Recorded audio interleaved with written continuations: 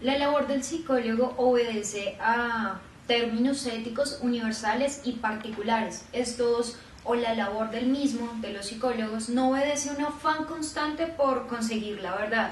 Estos buscan o velan por el bienestar de los individuos, en contraste con las neurociencias, las cuales su postulado es la búsqueda de la verdad.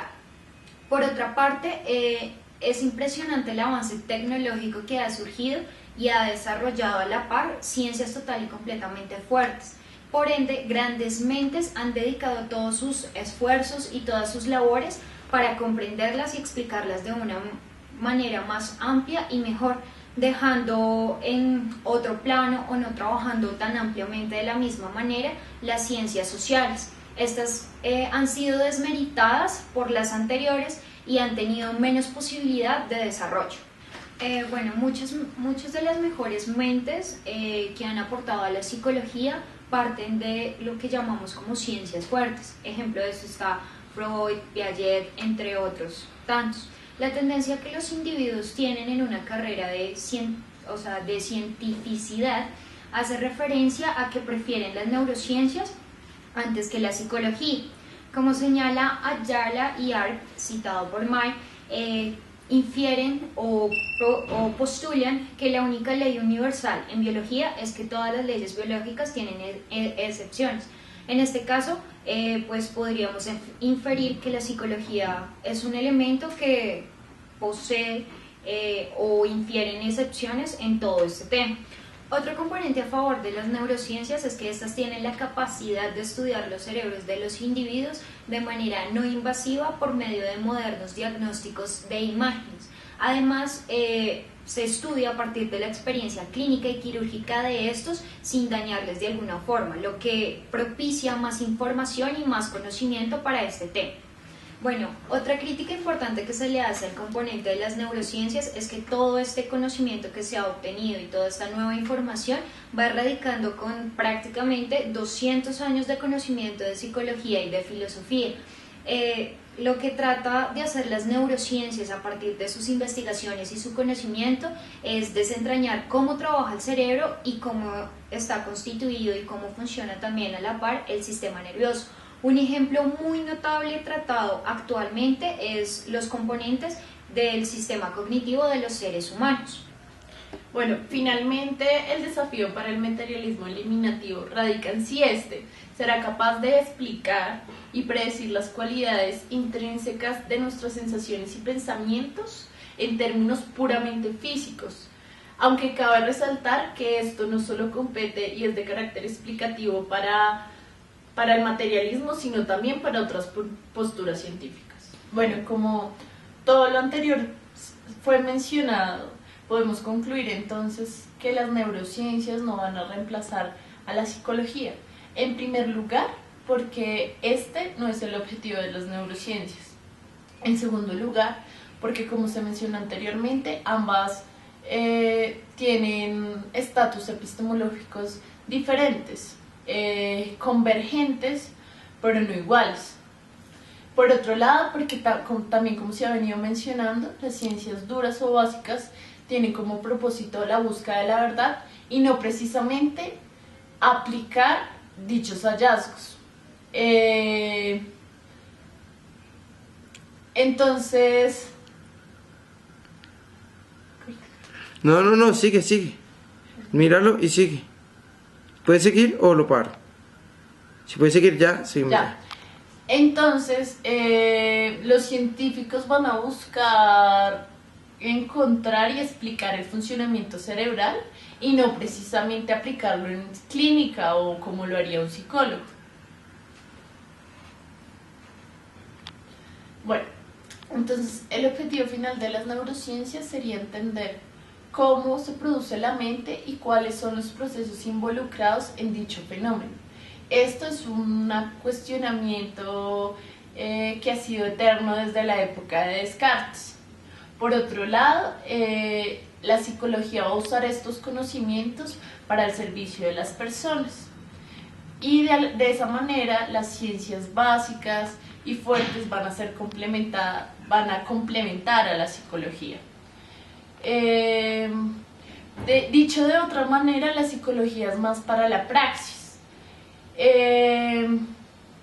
Lo que sí es seguro es que si bien las neurociencias no van a reemplazar a la psicología, los estudios en psicología van a acercarse cada vez más a la biología y a la física con el fin de entender más a la neurobiología, a la neuropsicología, a la neurociencia, a las neurociencias y poder en conjunto dar explicaciones de los fenómenos sociales y además complementarse con explicaciones desde las ciencias sociales. Por otro lado, hay que tener en cuenta que el desarrollo de la neurofilosofía sirve como punto convergente entre la filosofía y las neurociencias, en donde se instauran cierto tipo de fronteras entre disciplinas. Los individuos que practican, digamos, ya sea la filosofía o las neurociencias, tienen en cuenta cuáles son las limitaciones y en general prácticamente saben cuál es el contenido de las mismas, sin extenderse ni validar o invalidar otras que no les competen. Adicionalmente surge un cuestionamiento muy amplio en el cual hace referencia a cuál debe ser entonces en la actualidad el papel de la filosofía frente a la aproximación científica de la mente. Bueno, teniendo en cuenta que la neurofilosofía es un ámbito nuevo, el filósofo tiene que hacer un esfuerzo más directo y activo para no perder su independencia crítica. Entonces la tarea de los neurofilósofos no va a ser solo seguir o limitarse a los obtenidos y resultados de las neurociencias, sino también mezclarse e intervenir en la investigación.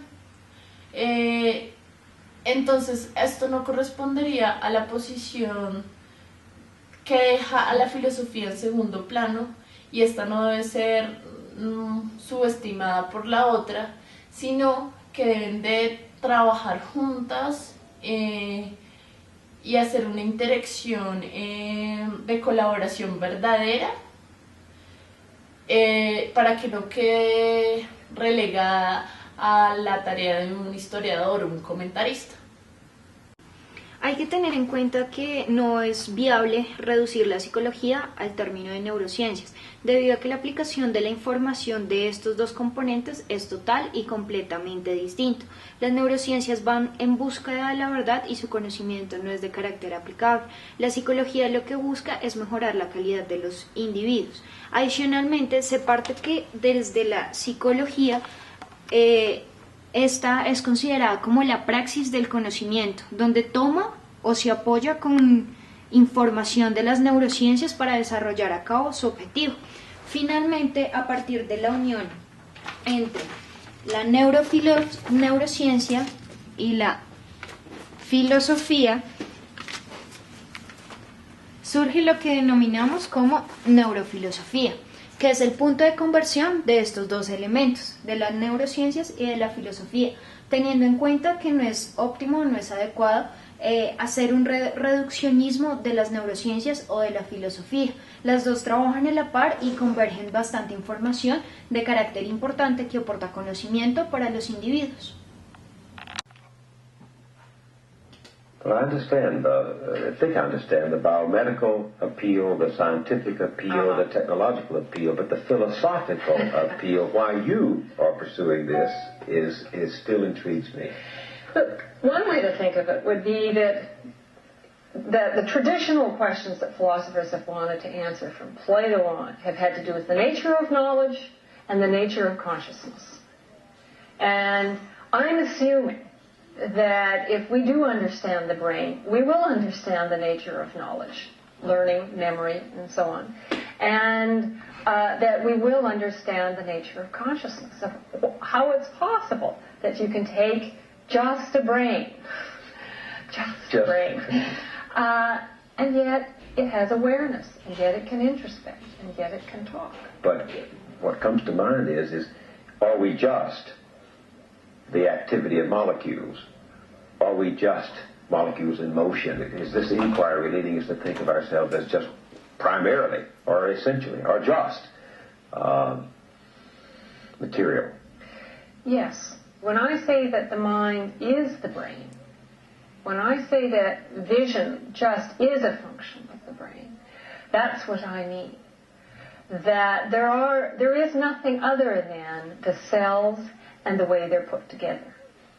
Now, it's hard to see, in a way, how it is. You look at a cell under a microscope, you say, how could that thing have anything to do with my feeling pain or my seeing a color? Or my falling in love? Yes. Two things, I think, need to be said about that. And first of all, the first thing that needs to be said is, of course, it isn't an individual neuron that does it. It isn't an individual neuron that feels pain. It's a whole interactive set of neurons that do.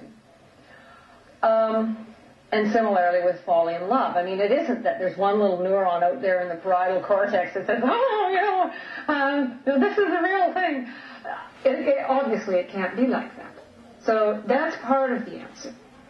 The other part of the answer is this, that I think, with regard to understanding the neurobiological basis for psychological functions, like falling in love and seeing, we're sort of a bit like where Aristotle was with respect to understanding the nature of motion. We've got a long, long way to go. And just as for Aristotle, for example, it would be impossible to imagine a space that wasn't Euclidean, a space that had a shape and that was deformed by large gravitational masses. So we might say, God, it's impossible to imagine